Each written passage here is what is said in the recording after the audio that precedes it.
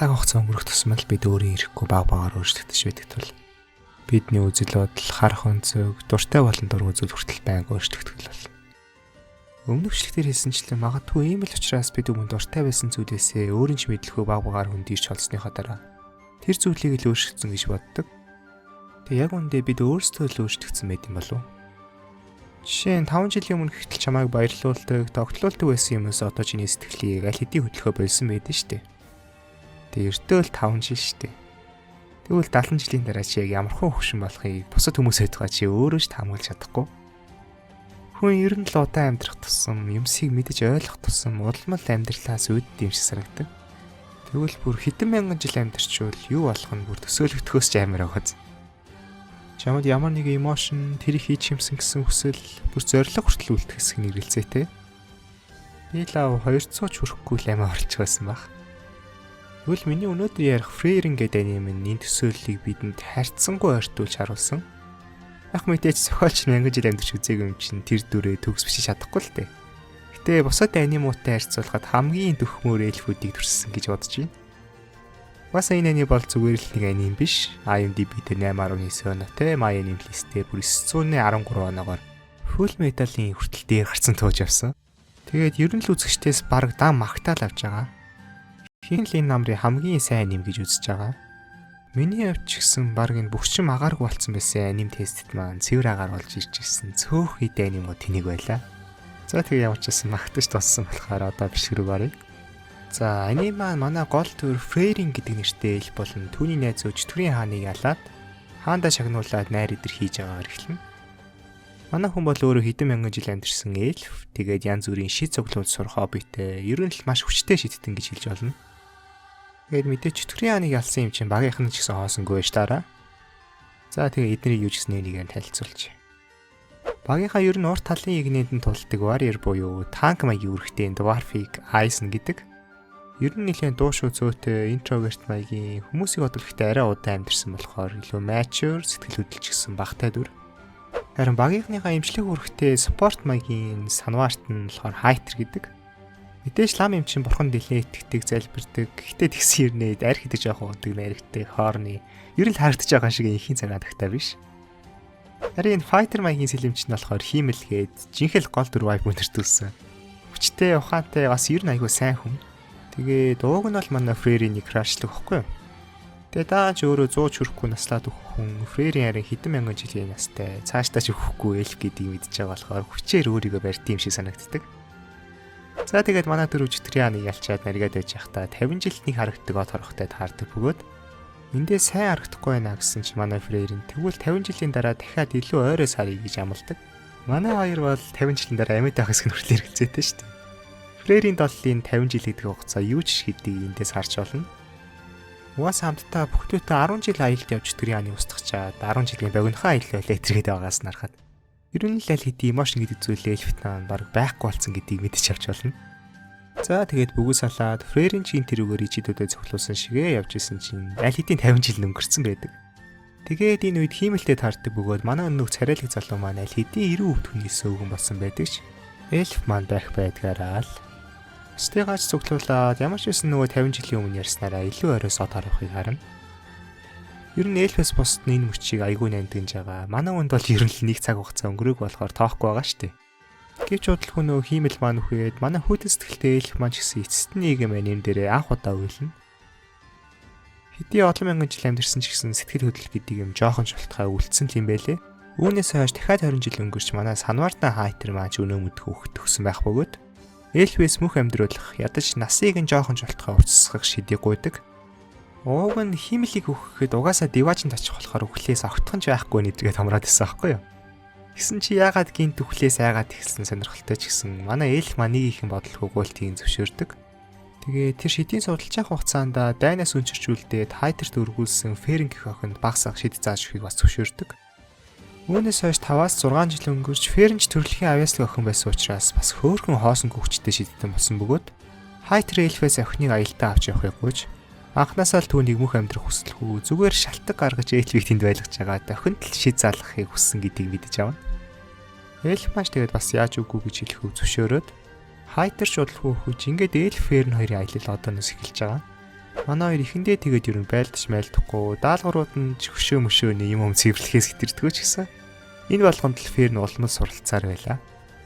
За тэгээд эцэст нэг юм хүн шиг даалгавар авсан нь эльфийн маань багийнхантайгаа цуг Кубаро гэх чөтгөрийг хамгаалж исэн тамг нь одохгүй дуусгаж байгаа болохоор эльф маань 80 жилийн дараа нөгөө тосгондоо ирдэг бөгөөд тэр үед уулзж исэн бяцхан хүүд аль хэдийн өвгөн болсон жишээний.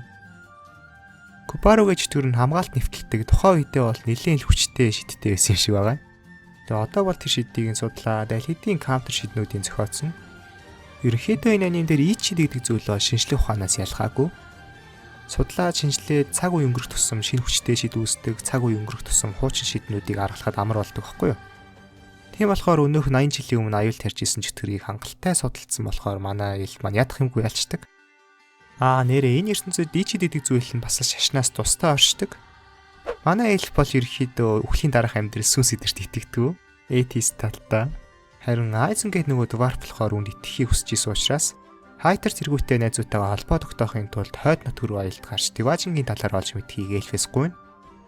Манай хүн ч ерөөхдөө зөвшөөрч харин харамсалтай нь Айзен аялд явж чадхааргүй болтлоо хитрхи хөшөрсөн байдаг.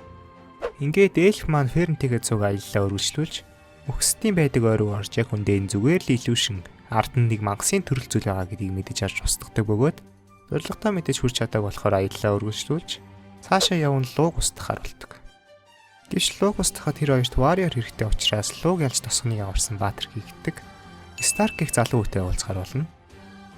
Старктай уулзахад манай хүн яг үндэ 90 сайнтай авраагүй зүгээр л өөрийг нь тоохгүй яваад гисэн гэд үнэ хэлдэг бөгөөд нөгөө хоёр шок шар харж байгаа юм шиг нүдээр хараад хоёулаа л аргалахаас гээд яваад өгнө.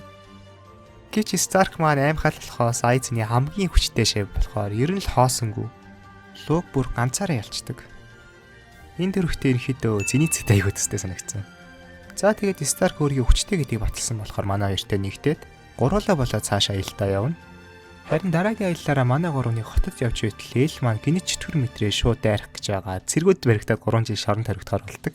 Яг нь манай хүний хувьд 3 жил гэдэг бол юу ч шил тээ. Яагаад ингэх шоронд хорж байгаа гингүү тэр чөтгөр нь ерөөхдөө хүмүүстэй ихийг ирээ байгуулж байгаа. Нэг ёсны элчин сайд маягийн чөтгөр байсан юм байлээ. Тэгвэл манай эльф маань ихэд яагаад чөтгөрүүд ингэж хейтлээд байгаа юм бэ гингүүд. 80 жилийн өмнө чөтгөрийг хиймэл өрөвтөө damit үлдээсэн чинь өрдлөө өшгөлөө тосхныхнаа эзний гэр бүлтэй нь алахыг нүдэрээ харсан болоод ч тэрв. Эсвэл тэрнээс ч өмнө аль хэдийн чөтгөрүүдийн өнөөдрхийг мэдэх болохоор ч тэр юм уу мэдэхгүй. Манай хүн бол ямар ч байсан ясны чөтгөрүүдийг үзий яддсан байлээ. Гэвч эльфийн ч зүг байж таарна нөгөө дипломат чөтгөрүүд яг жинхэнэ санаанд гэвэл хотын хамгаалтын шидийг арилгаж байгаа л айрмаа оруулах зорилготой байдаг. Нөгөө гурван чөтгөрийн нэг нь манай эльфийг сэжиглээд шоронд нь байхад нь алах гэж дайрдагч. Чөтгөрийн хааныг нь ялцсан хүн чинь нэгэн бацааныг алах юу хэн байх вэ? Харин нөгөө талд хатын доргон чөтгөрүүдийн санааг нь мэдээд сэргүүтэйгээ дайрдагч ядах юмгүй ялагддаг. Хоёр чөтгөр хотын дараагаас хамгаалтын шидийн талаар мэдээд салах гэж байцааж байх зур. Старк Ферн хоёр гиндүүлж байгаа дайрдагч яалтчгүй дуршлах дутан ялагдаад тэг яхаа хотын дарга бол ямар ч гэсэн авраа цогтчдаг. Харин нөгөө талд эльф маань тэр гурийн жинхэнэ бос олох. Аавраг их хүчрхэг чөтгөр болон түүний хүүхэлдэйнүүдтэй тулдгаар очдог. Энэ хоёр 80 жилийн өмнөөс тулдж исэн юм байлээ. Ферн Старк хоёр хотын даргаыг аюулгүй газар өргөсөн ч утсан дээр нь тэмдэг тавьсан байсан болохоор тэрүүгээр байшдыг нь олоод манай хоёрыг алхаар ирнэ. Манай хоёр чөтгөрийг нэг нэгээр нь аваад нэлээд их үзэлсний эцэст ялдаг. Харин нөгөө талд эльф маань өдий хүртэл маанагаа дарж исэн бөгөөд үүнийг Фрема гэх багшаасаа сурсан гэдгийг ч түүний бэк сториос харж авна. Тэгээд бас чөтгөрүүд нь ямар ч эмпатигүй дандаа худлаа ярьж хүмүүсийг хуурах тал дээр л анхаалаа хандуулдаг болохоор сэтгэл хөдлөл эго гэж зүйл огт байхгүй юм шиг боловч маананы тал дээр бол хизээч худлаа ярьдгүй нуудгүй гэдгийг бид мэдж авна. Учир нь хүн төрөлхтний статус эд хөрөнгөөрөө нэгнийхээ дээр гарч ирэм тогтоодог бол чөтгөрүүд маанагаар анги давхар үсгэж нэгнээ захирдаг гэсэн үг. Тэгээд энэ аавра гэж чөтгөрийн чадвар нь болохоор өөрөөсөө баг маанатай бүх биетийг боолоо олгож чаддаг болохоор шууд эльфийн нөгөө дарцсан байгаа маанаг нь мэдрээд өөрөө ч илүү гэдэгтээ бат итгэлтэй байсан болохоор чадвараа ашигладагч манай хүн баав өмхөлцөн. Яг үнэндээ эльф маань ааврагаас ч их маанатай байсан болохоор аавра өөрөө боолно болоод эльф түүнийг амиа орлогч тушаагаад ялчиж байгаа. За тэгээд манай гурав маань нэлийн хүчтэй чөтгөрийг алчаа дараагийн аялдаа гарч байгаа. Замдаа Фрейри маань 500 жилийн дараа анх удаа өөртөө адилхан эльфтэй таардаг. Бас цаашаа өөр нэг тосгонд очиод төрөлхийн гоц гэмээр маш чадварлаг санаартантай таарад түүнийг багтаа эсүүлэх гэж оролдож байгаагаар ани маань үргэлжлэнэ. Ерөнхийдөө одоо 15 анги гарцсан байгаа. 28 ангитай юм байлээ. Магадгүй энэ аниме надад өөрөө маш их таалагдж байгаа болохоор гарч дуусныхан дараа дахиад part 2 хийж магадгүй. Гэтэ яг хуу Halo effect гэж бас байдаг. Тэр нь юу вэ гэхлээр жишээ нь одоо My Anime List дээр сайн оноотой эсвэл хүмүүс магтаад байх юм бол нэрэл энэ аниме сайн юм байна гэж өөртөө итгүүлээд тэр анимехаа зөвхөн сайн талуудыг л анзаараад дутагдaltaй талуудыг нь ерөөсөө тоохгүй дэлгүүш нэгээд байдаг. Магадгүй ийм зүйлс тохиолдсон байж болно. Магадгүй би энэ аниме оноог нь харахгүйгээр сохроор үзсэн бол бас яах ч байсан гэлээ те. Гэтэ ямар ч тач сайн талуудыг л анзаарах юм бол нэгт world building буюу энэ ертөнцөө бол үнэхээр сайн бичсэн юм шиг санагдсан.